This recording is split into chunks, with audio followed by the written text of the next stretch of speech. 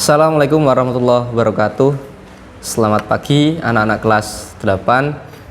Alhamdulillah pada hari ini kita masih bisa bertemu, masih bisa bertatap muka secara online di mata pelajaran Pencasurkes. Nah, yang akan kita bahas pada kesempatan ini atau hari ini yaitu tentang permainan bola kecil, yaitu nanti ada permainan bulu tangkis dan juga tenis meja.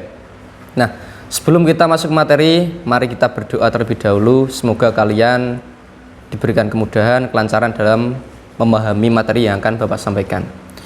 Mari kita baca suratul Fatihah terlebih dahulu. Al-Idhniyah Al-Fatihah.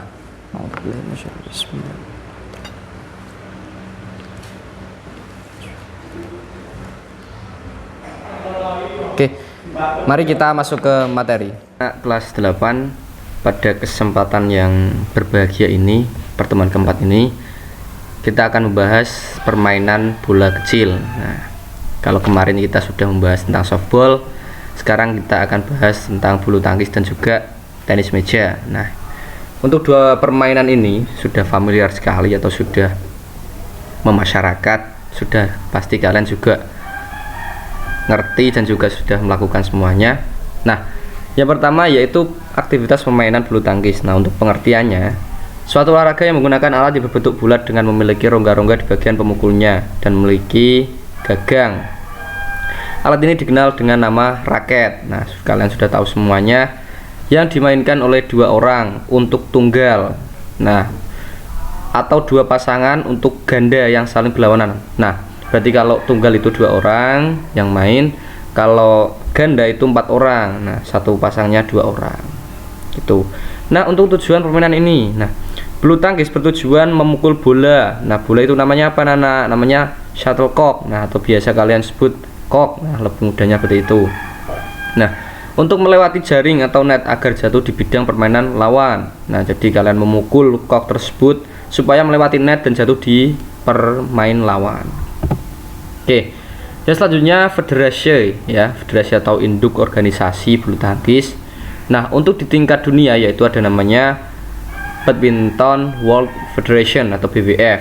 Nah, organisasi internasional untuk bulu tangkis ini didirikan pada tahun 1934 sebagai Federasi Bulu Tangkis Internasional. Nah, kemudian di tingkat Indonesia atau induk organisasi bulu tangkis di Indonesia yaitu namanya PBSI. Nah, atau kepanjangannya Persatuan Bulu Tangkis Seluruh Indonesia. Nah, yaitu untuk mengatur kegiatan olahraga bulu tangkis di Indonesia.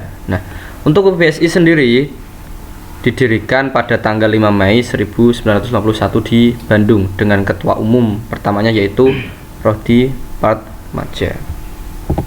Oke.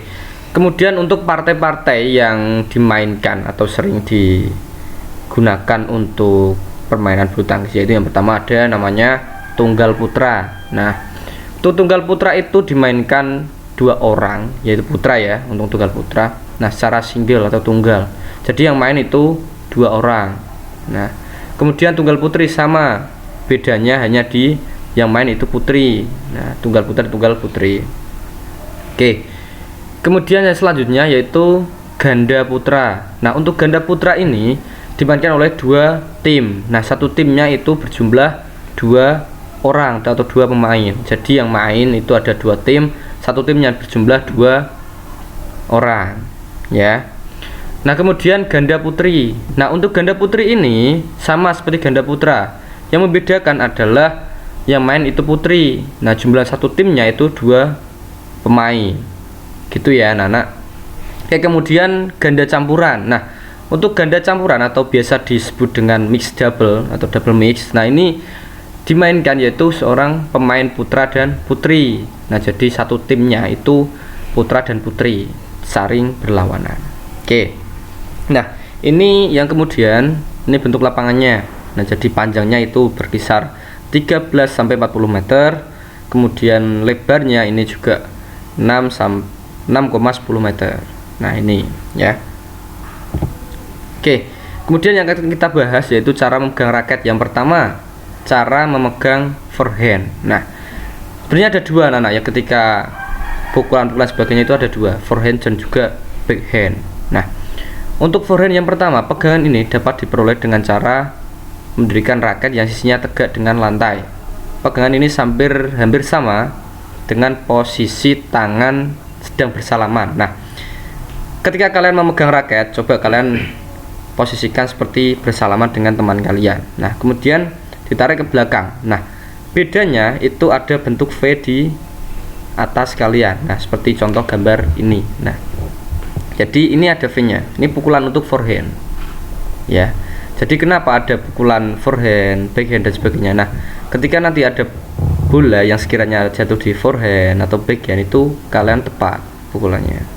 Nah, kemudian pegangan backhand. Nah, pegangan ini dapat diperoleh dengan jalan memutar seperempat ke kanan dari pegangan forehand. Nah, jadi pegangan yang semulanya seperti ini ditarik sedikit. Nah, kemudian bedanya apa, anak-anak? Nah, jari ini, nah, untuk menguatkan di bagian backhandnya. Jadi untuk memperkuat pukulan di posisi backhand. Backhand itu biasanya kalau kalian menggunakan tangan kanan, itu backhand itu di sebelah kiri badan kalian. Kalau forehand di badan kanan kalian. Paham ya? Oke.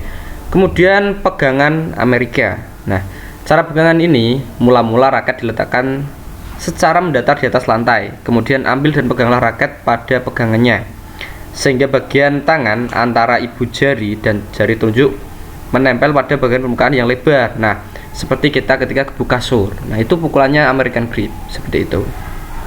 Nah, jadi ketika nanti ada pukulan-pukulan disesuaikan dengan pegangannya. Oke.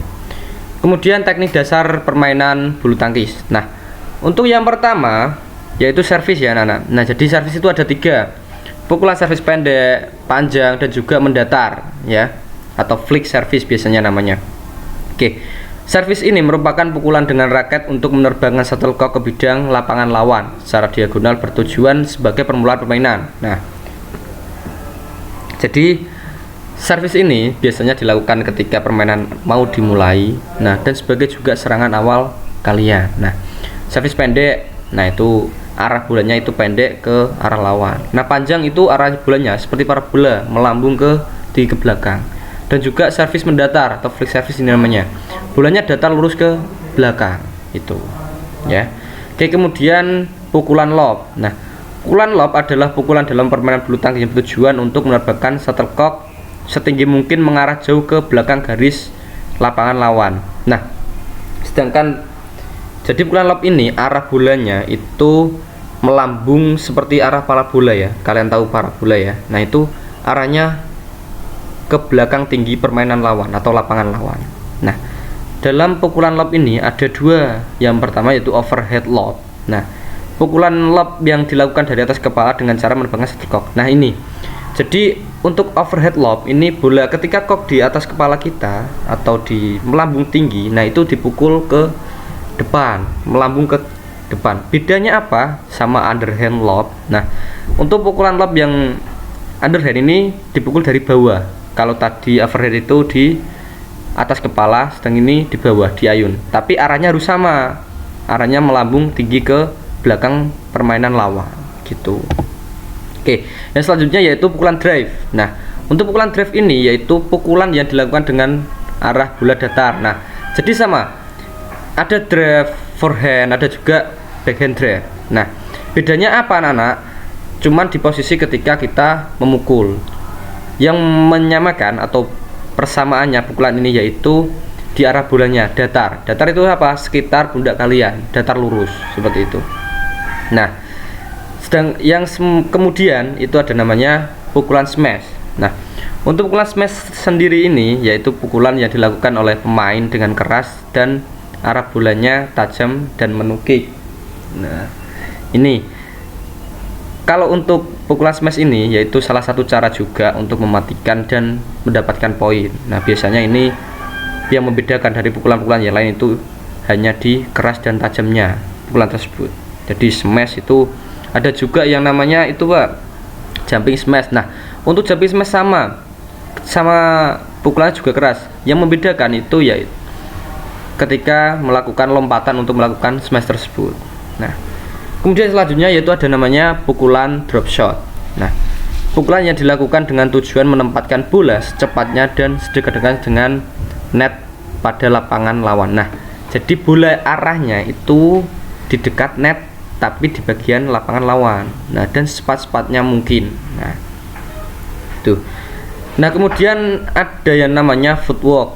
Nah, untuk footwork ini yaitu teknik pengaturan langkah kaki agar menjadi lebih efektif saat bermain bulu tangkis. Nah, jadi ketika kalian mengetahui lapangan bulu tangkis yang selebar itu, nah, gimana sih cara mendapatkan atau meraih bola di depan, di tengah, belakang. Nah, kalau langkah kaki atau footworknya tidak benar atau salah, nanti kalian akan kehabisan tenaga atau capek sebelum permainan selesai. Nah, jadi footwork ini adalah teknik pengaturan langkah kaki. Nah, jadi dengan cara pindahan kaki dan sebagainya untuk meraih skor tersebut.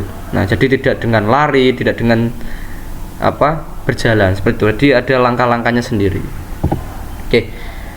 Dan kemudian ada sistem perhitungan poin atau skor ya. Nah, sejak Mei 2006 pada kejuaraan resmi seluruh partai menggunakan sistem perhitungan 3 kali kemenangan kali 21 game atau rally point. Nah, pemenangnya adalah pemain atau pasangan yang telah memenangkan 2 set. Jadi ketika game berlangsung, nah ketika pemain A menang 1 game dan kedua pemain A tersebut memenangkan game tersebut, nah maka pertandingan dimenangkan oleh tim A. Nah, kemudian jika terjadi skor sama ya anak-anak, jika skor 20 sama, maka akan dilakukan Zeus atau setting ya dengan tambahan 2 poin. Jadi gini. Nah, misalkan gamenya kan 21 ya. Nah, jadi ketika ada skor 20 sama, maka dilakukan Zeus tambah 2 poin. Jadi ketika 20 sama, nah tim A ya, misalkan ini tim A sama tim B. Nah, ketika tim A mendapatkan 21 dulu, nah kemudian dapat 22, nah itu tim A menang. Tapi ketika tim B mendapatkan 21 sama lagi, yang tadi ketika tim A mendapatkan angka 1 dulu, nah akan dilakukan jus lagi 2 poin, 2 poin, 2 poin terus lanjut setting tersebut. Nah, kemudian sampai di skor 29 sama. Nah, jika terjadi skor 29 sama, maka pemain yang terlebih dahulu mendapatkan poin 30 atau angka 30. Nah, itu yang akan memenangkan pertandingan. Nah, jadi gini, ketika dua tim ya, dua pemain mendapatkan angka 29 ketika sudah terjadi use tadi ya, jadi use terus, nah atau setting terus. Nah, ketika di poin 29 sama, nah jadi tidak ditambah 2 poin anak-anak. Jadi siapa yang terlebih dahulu mendapatkan angka 30 atau 1 poin, nah itulah yang akan memenangkan pertandingan. Seperti itu. Oke, kemudian kartu dalam wasit. Nah, jadi dalam bulu tangkis juga ada kartunya ya, tidak cuma di sepak bola, basket dan futsal dan lain-lainnya. Nah, untuk pengertiannya, yang pertama, ketika wasit memberikan kartu kuning atau yellow card, nah kepada pemain, maka pemain tersebut akan diberikan peringatan atas pelanggaran yang dilakukan. Nah, jadi ketika pemain melakukan misalkan ya mengulur-ulur waktu, nah nanti akan diberikan kartu kuning. Nah, terus kartu kuning itu untuk apa, Pak? Nah, itu sebagai peringatan untuk pemain tersebut atas kesalahannya atau pelanggarannya ketika mengulur-ulur waktu tersebut, gitu ya. Kemudian kartu merah atau red card. Nah, ketika seorang pemain mengulangi pelanggaran yang sama tadi ya, ketika mengulur waktu misalkan, nah itu diulangi lagi. Nah, kemudian wasit memberikan kartu merah. Nah, kemudian apa yang dilakukan? Wasit memanggil pemain. Nah, diberikan kartu merah atas pelanggaran yang dilakukan, diulangi. Nah, kemudian pihak lawan akan mendapatkan 1 poin cuma-cuma. Jadi pemain lawan yang mendapatkan kartu tersebut akan mendapatkan poin yang lawannya, gitu. Oke, kemudian yang terakhir ada yang namanya kartu hitam. Nah ini atau black card. Kartu pelanggaran ini yaitu tertinggi dalam bulu tangkis. Nah, biasanya kartu ini diberikan kepada tim atau pemain yang melakukan pelanggaran terberat, yaitu mencederai nilai-nilai fair play atau aturan dalam bulu tangkis. Nah, selain itu seorang pemain juga bisa mendapatkan kartu hitam jika mendapatkan kartu merah keduanya. Nah, hukuman bagi penerima kartu ini adalah diskualifikasi secara langsung. Nah, jadi ketika pemain sudah mendapatkan kartu kuning, kartu merah, nah kemudian akan mendapatkan kartu hitam, misalkan ya memukul lawan secara langsung misalkan ini ya. Nah itu sangat mencederai fair play tersebut.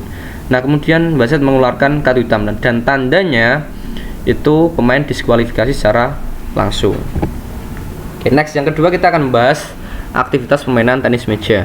Nah ini sama ya anak, ini juga termasuk kategori permainan bola kecil atau yang biasa dinamakan pingpong. Nah jadi olahraga ini juga dimainkan oleh 2 orang untuk tunggal dan pasangan untuk ganda. Nah untuk nama resmi olahraga ini yaitu tenis meja atau juga pingpong. Nah untuk induk olahraga tenis meja di Indonesia adalah PTMSI atau kepanjangannya Persatuan Tenis Meja Seluruh Indonesia.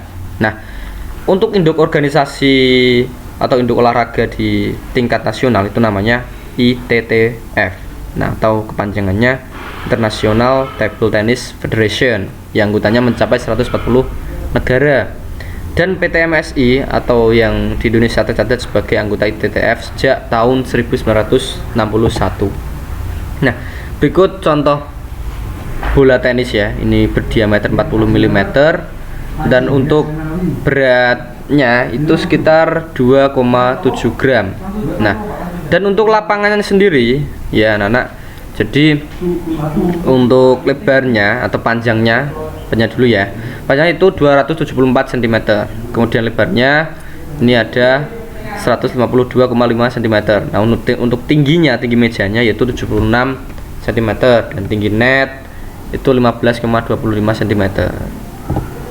Oke, kemudian sistem perhitungan skor. Nah untuk pemain tunggal atau 1 orang ya, itu setiap bola mati menghasilkan nilai 1. Jadi ketika kalian memukul bola dan lawan misalkan kelewat ya, atau lewat bola tersebut ya, kalian mendapatkan 1 poin. Nah kemudian servis berganti, setiap pemain melakukan kelipatan 2. Nah jadi satu pemain itu mendapatkan servis 2 kali secara bergantian. Nah jadi ketika melakukan servis 2 terus bergantian pemain lawan, begitu seterusnya sampai ketika mencapai nilai 11. Nah dan kemenangan diraih apabila mencapai 3 atau 4 kali kemenangan set. Nah itu apabila terjadi juice ya atau setting pertambahan skor, permainan berakhir jika selisih nilai adalah 2, misal 15-13, 18-16 sama gitu. Nah kemudian untuk permainan ganda, nah bedanya tadi tunggal itu dimainkan oleh 2 orang, sedangkan kalau ganda itu 4 orang. Nah, sama untuk servisnya bergantian setiap poin kelipatan 2. Nah pemain bergantian menerima bola dari lawan. Nah jadi ketika pemain satunya melakukan servis, nah kemudian setelah dia melakukan servis itu berpindah ke yang kiri, kanan kiri, berpindah seperti itu. Nah pemegang servis hanya bisa menempatkan bola ke ruang kamar sebelah kanan lawan. Nah jadi itu servisnya hanya berarah ke kanan lawan, bukan ke kiri. Nah permainan 1 set berakhir apabila pemain mencapai nilai 11. Nah sama ya seperti tadi, kelipatan 2. Oke, selanjutnya kita akan bahas teknik-teknik dalam memegang bat ya. Bat itu alatnya. Nah itu ada namanya shake hand grip. Nah ini juga merupakan teknik multiguna yang paling sering dipakai oleh sejumlah pemain. Nah ini berikut gambarnya ya anak. Oke, kemudian teknik similar grip. Nah masih mirip dengan teknik sebelumnya. Teknik ini kamu hanya perlu memposisikan telunjukmu di bagian sisi bat seolah telunjuk menjadi penyangga kepala bat. Nah jadi ini gambarnya. Sementara posisi jari lainnya menyerupai bentuk jabat tangan, nah, atau salaman tadi. Kemudian teknik penhole grip. Nah teknik yang dilakukan dengan cara meniru bentuk posisi tangan ketika memegang pena atau ballpoint. Nah pergerakan kaki dan tubuh pemain yang lincah pun dibutuhkan agar teknik ini semakin maksimal. Ini adalah macam-macam teknik memegang bat. Nah silakan kalian semaksimal mungkin, senyaman mungkin dicoba sendiri. Oke, kemudian yang akan kita bahas yaitu jenis-jenis pukulan. Yang pertama servis. Sama untuk servis sendiri itu ada beberapa ya, yaitu yang pertama servis forehand top spin. Nah itu sebelah kanan, cuman arah bolanya ada spinnya, ada kekuatannya. Yang kedua ada servis backhand top spin. Nah ini sebelah kiri, Kemudian service forehand backspin dan juga service backhand spin. Nah, itu. Oke, kemudian topspin merupakan arah putaran bola di mana bola berputar searah jarum jam. Jadi spin tersebut, bola di servis itu ada perputarannya, ya. Oke. Kemudian kita akan bahas drive, yaitu pukulan dengan ayunan panjang sehingga menghasilkan pukulan yang datar dan keras. Jadi lurus, datar dan keras. Nah, tipe pukulan drive ini yaitu keras dan cepat. Dan juga ada dua, forehand drive dan juga backhand drive. Bedanya apa, Nana? Cuma di posisinya. Jadi kalau forehand itu sebelah kanan badan kalian, kalau backhand, nah itu bolanya itu di sebelah kiri badan kalian. Nah, itu ya, paham ya? Oke, kemudian pukulan chop. Nah, pukulan chop merupakan pukulan backspin yang bersifat bertahan. Nah, juga sama, ada dua jenis, forehand chop dan juga backhand chop, kanan dan kiri. Itu ya. Oke, kemudian ada yang namanya push. Nah, push adalah pukulan backspin pasif yang dilakukan untuk menghadapi backspin. Nah, pukulan ini dapat menjaga agar bola tidak melambung tinggi dari net. Ada dua jenis. Nah, sama, forehand push sama backhand push. Ya. Dorong, pukulan dorong. Nah, kemudian ada yang namanya block. Nah, block adalah cara paling sederhana untuk mengembalikan pukulan yang keras. Nah, jadi ketika pemain atau lawan kalian itu melakukan smash ya atau pukulan yang sangat keras, nah bisa kalian blok. Nah, blok dilakukan setelah bola memantul dari meja. Nah, ketika bola dipukul keras, jika kalian blok secara langsung, tahan saja. Nah, hal ini dilakukan untuk membuat lawan tidak dapat melancarkan serangan dengan cepat. Nah, itu tadi ketika kalian menahan bola dari lawan atau diblok. Nah, itu bolanya akan berbeda dengan cepat. Juga sama ada jenis block, yaitu ada forehand block dan juga backhand block. Oke, anak-anak, itu tadi yang sudah Bapak jelaskan, silahkan dipahami dan juga diresapi. Nah, setelah itu silakan nanti anak-anak untuk mengerjakan soal atau latihan yang linknya nanti ada di bawah video ini. Nah, untuk pertemuan ini saya cukupkan, kurang lebihnya mohon maaf. Wassalamualaikum warahmatullahi wabarakatuh.